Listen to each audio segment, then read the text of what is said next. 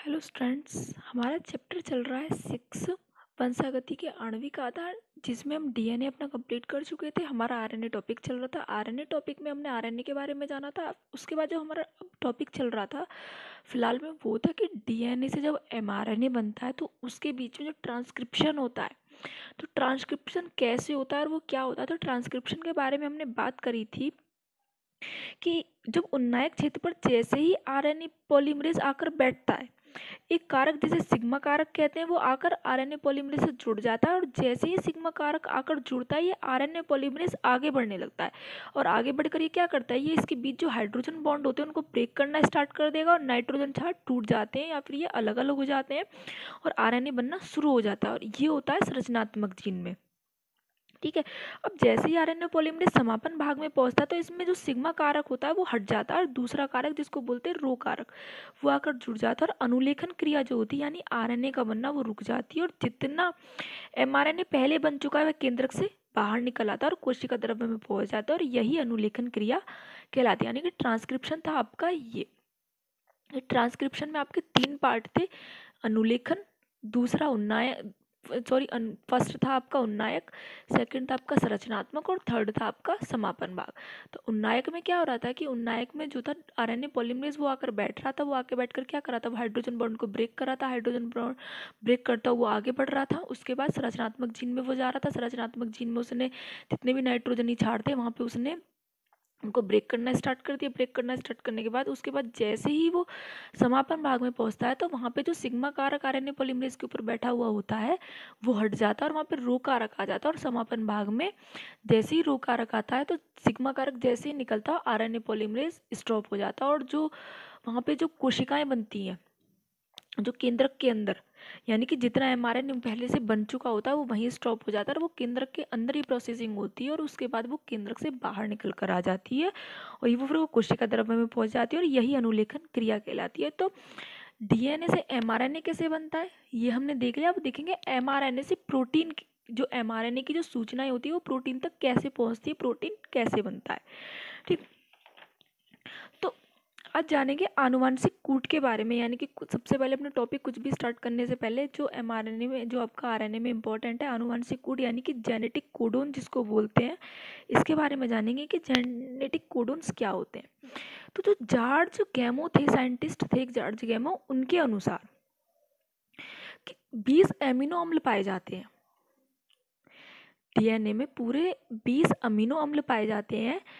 जो ये अमीनो जो अम्ल होते हैं ये 4 प्रकार के क्षार कोड जैसे AGCU जो आपके आरएनए में यूज होते हैं, एडेनिन, ग्वानिन, साइटोसिन और यूरेसिल क्षार कोड जो हैं, इन इन चारों से मिलकर ये 20 एमिनो अम्ल बनते हैं जो डीएनए में यूज होते हैं, या फिर सॉरी जो आरएनए में यूज होते हैं।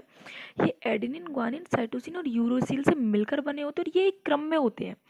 ये क्रम में कैसे होती है, ये एक क्रम में 3 होते हैं, ये 4 नहीं होते, ये क्रम में 3 होते हैं। जैसे कि AGC, AGU, CGU, CGC, ये कहलाते हैं आपके कोडोन। यानी कि कुल मिलाकर आपके 64 कोडोन होते हैं। 64 कोडोन में से 61 आपके सक्रिय होते हैं और 3 होते हैं आपके स्टॉप कोडोन। उसके बारे में हम अभी जानेंगे कि आपके 61 कोडोन कौन से हैं और 3 स्टॉप कोडोन आपके कौन से हैं। सबसे पहले ये जान लेते हैं आनुवांशिक कूट के बारे में। ठीक है। तो जब मैं आपको डीएनए पढ़ा रही थी तो आप देख रहे थे कि जब डीएनए बनता है, डीएनए में जब प्रोसेसिंग होती है तो exon intron exon intron exon ये आपका बनता है। तो जब एक्सॉन जो होता है वो स्प्लिसिंग क्रिया द्वारा, स्प्लिसिंग एक मेथड है, उस स्प्लिसिंग में क्या होता है, स्प्लिसिंग जो होता है वो आरएनए के उसमें होता है, आरएनए की प्रोसेसिंग आरएनए के थ्रू होता है। तो इसमें जो इंट्रॉन्स होते हैं वो रिमूव्ड हो जाते हैं, तो फिर जो आरएनए में जो बचता है वो खाली एक्सॉन पार्ट बनता है जिसको बोलते हैं एमआरएनए।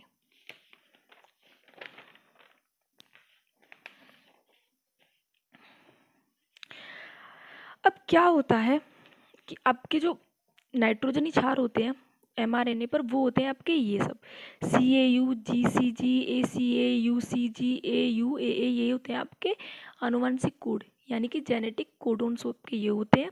तो जब mRNA से राइबोसोम आकर जुड़ता है तब प्रोटीन संश्लेषण शुरू हो जाता है, यानी कि हम पढ़ रहे हैं डीएनए से mRNA बनना और mRNA से प्रोटीन कैसे बनता है। तो डीएनए से mRNA आप पढ़ चुके थे कि ट्रांसक्रिप्शन क्रिया द्वारा होता है। अब आता है mRNA से प्रोटीन संश्लेषण होना। तो जो प्रोटीन संश्लेषण होता है वो राइबोसोम के द्वारा होता है। जब राइबोसोम आकर mRNA से जुड़ जाता है तभी प्रोटीन संश्लेषण की क्रिया स्टार्ट हो जाती है। ये क्रिया कैसे स्टार्ट होती है? तो जो 20 प्रकार के जो एमिनो अम्ल है वो क्या करते हैं, वो एमिनो अम्ल को कोड करने के लिए जो टीआरएनए होता है उस पर एंटीकोडोन्स होते हैं।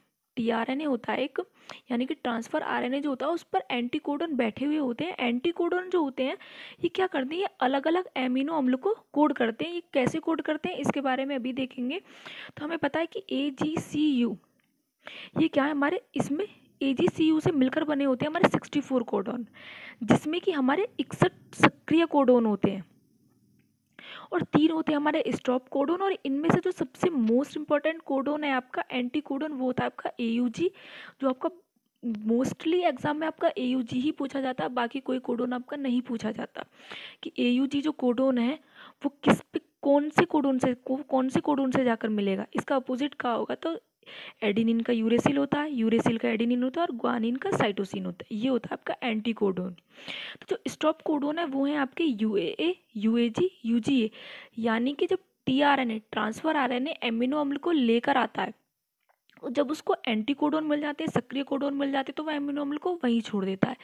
लेकिन स्टॉप कोडोन पर आकर वो क्या करता है, स्टॉप कोडोन का कोई एंटी कोडोन नहीं होता, तो स्टॉप कोडोन पर आकर वो प्रोसेसिंग वहीं रुक जाती है।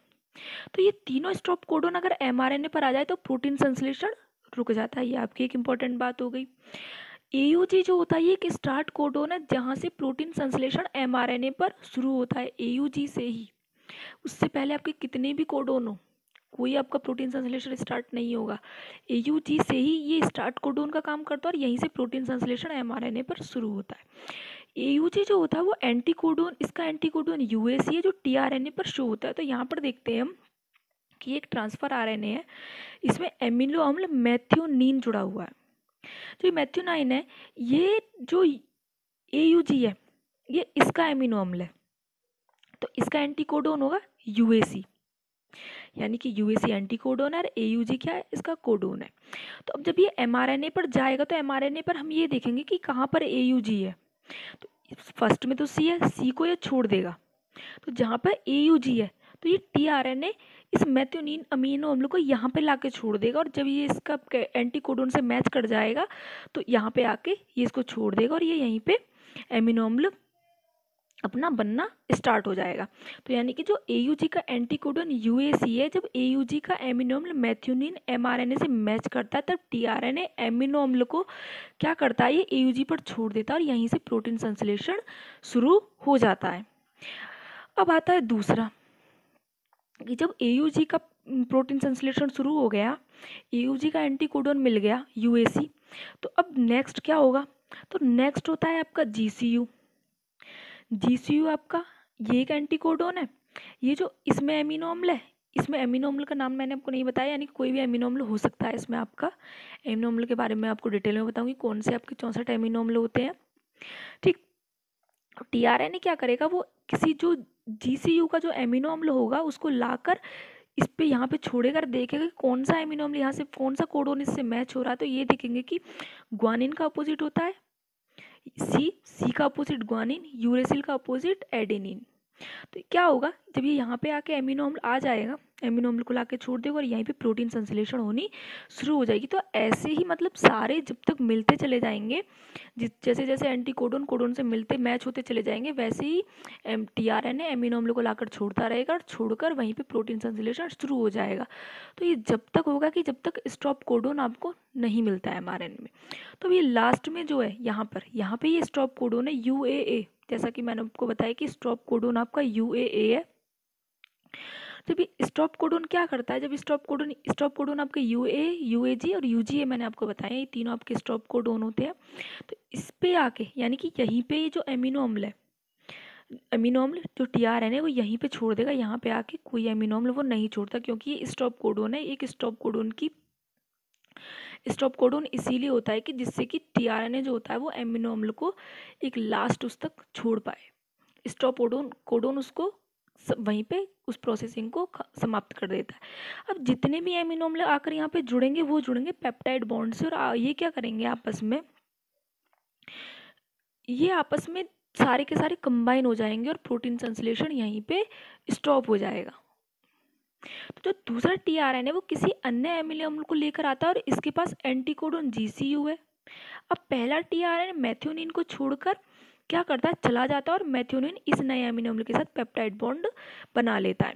इसी तरह क्या होता है कि इसी तरह टीआरएनए जो होता है वो अलग अलग एमिनो अम्ल को लेकर आता रहता है, और जब तक एंटीकोडोन एमआरएनए पर उपस्थित कोडोन से मैच कर जाते हैं तब तक टीआरएनए एमिनो अम्ल को वहीं छोड़ देता है। ये तब तक आते हैं जब तक कि स्टॉप कोडोन यूएए, यूएजी, यूजीए नहीं आता।